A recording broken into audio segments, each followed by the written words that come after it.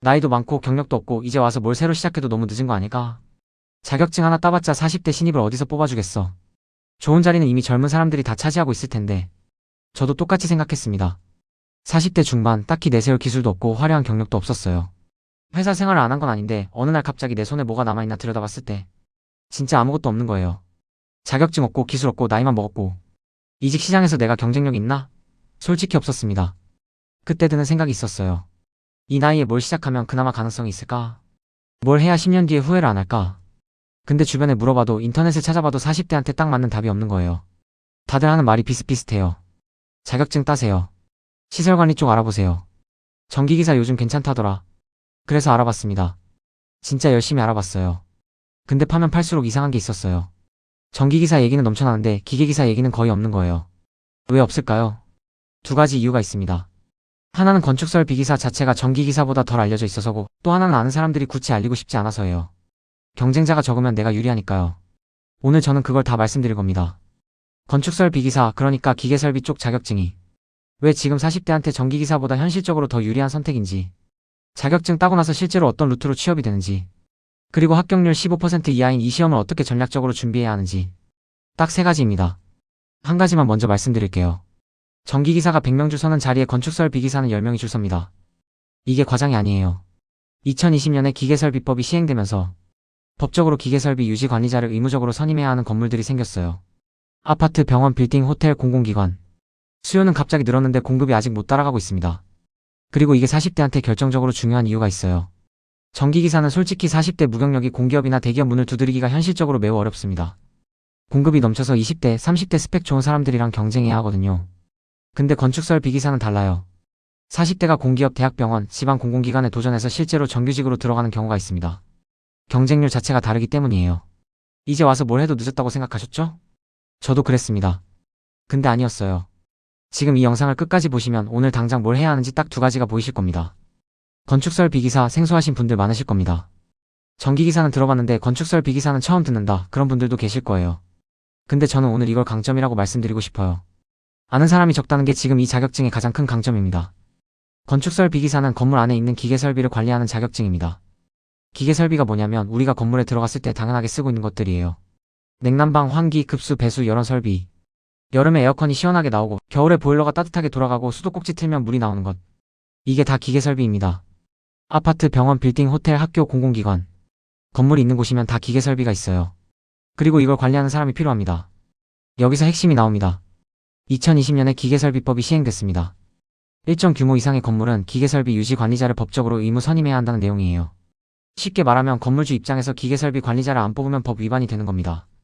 전기기사는 이미 오래전부터 법정 선임 의무가 있었어요. 그래서 시장이 이미 성숙해 있고 자격증 취득자도 넘쳐납니다. 근데 기계설비 쪽은 2020년부터 본격적으로 의무화가 시작됐어요.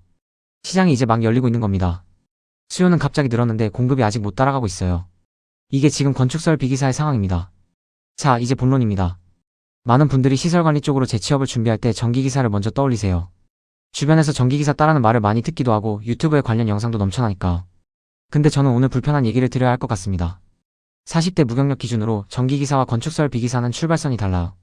전기기사 얘기부터 드릴게요. 전기기사는 매년 수만 명이 취득합니다. 시장에 이미 자격증 보유자가 넘쳐나요. 아파트 전기과장 자리 하나가 나면 경력 2년, 3년, 5년짜리 지원자들이 이미 줄 서 있습니다. 40대 무경력이 전기기사 하나 들고 경력자들이랑 경쟁해야 하는 구조예요. 그러면 공기업이나 대기업은 어떨까요? 전기기사를 가산점으로 들고 오는 20대, 30대 지원자들이 수두룩합니다. 토익의 한국사의 NCS 점수까지 갖춰진 사람들이랑 붙어야 해요. 솔직히 말씀드리면 40대 무경력이 전기기사 하나 들고 공기업 정규직을 뚫는다는 건 현실적으로 매우 어렵습니다. 이제 건축설 비기사 얘기 드릴까요? 건축설 비기사는 취득자 수 자체가 전기기사에 비해 현저히 적습니다. 시장에 공급이 부족해요. 기계설비법이 시행된 이후 의무 선임 대상 건물들이 본격적으로 늘어나고 있는데 정작 자격증 보유자는 수요를 못 따라가고 있는 상황입니다. 경쟁률이 다릅니다. 전기기사가 100명 줄 서는 자리에 건축설 비기사는 10명이 줄 섭니다.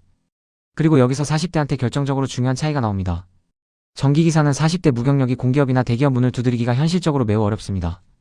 근데 건축설 비기사는 달라요. 공기업, 대학병원, 지방 공공기관 중에 기계설비 유지관리 경력자를 찾는데 사람이 없어요.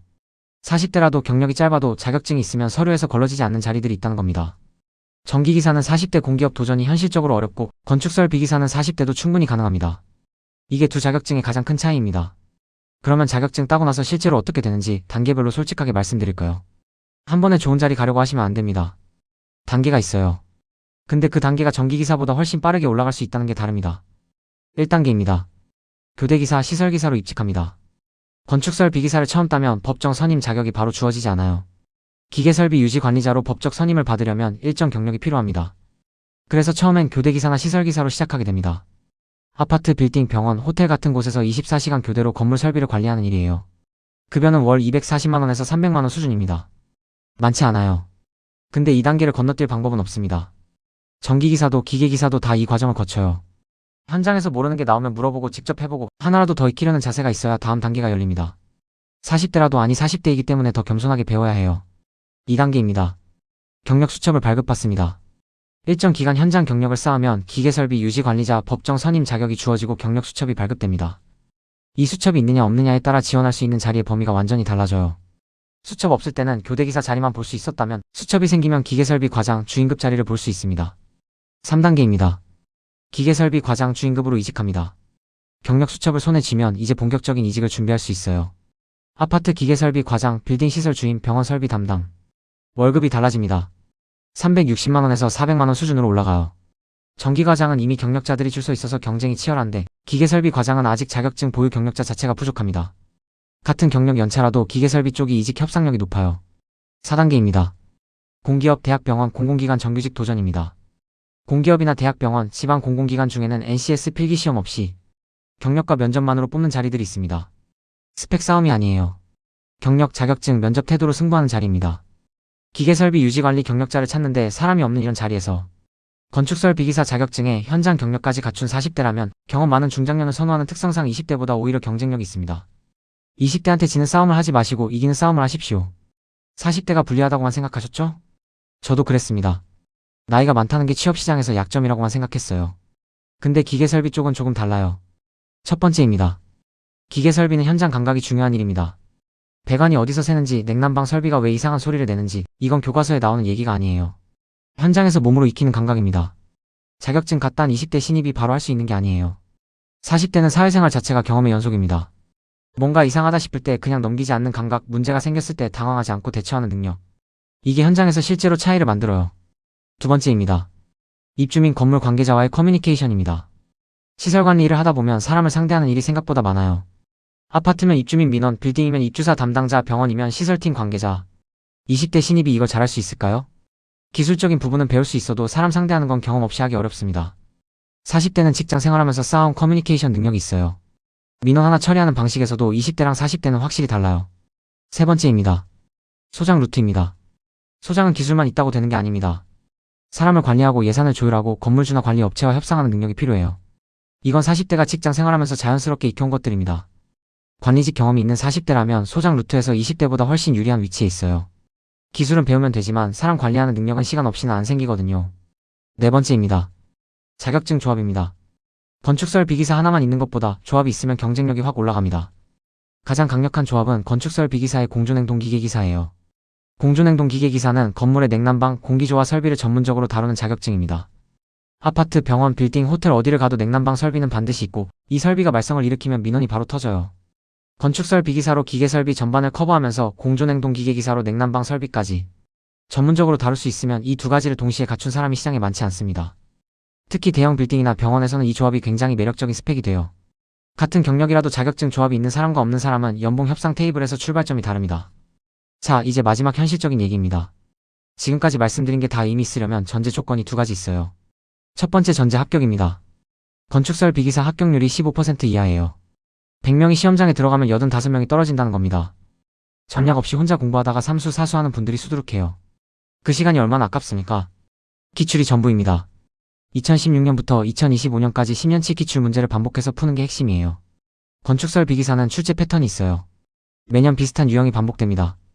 기출을 많이 풀수록 시험장에서 낯선 문제가 줄어들어요. 여기서 소개드릴 곳이 있습니다. 시설워크 웹사이트입니다. 무료입니다.